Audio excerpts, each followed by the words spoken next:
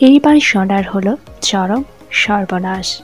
অনেকদিন ধরেই রূপার সাথে অসভ্য আচরণ করে চলেছে রুডি।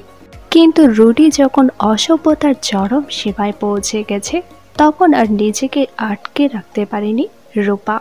নিজেকে বাঁচাতে রুডির মাথায় আঘাত করে বসে সে।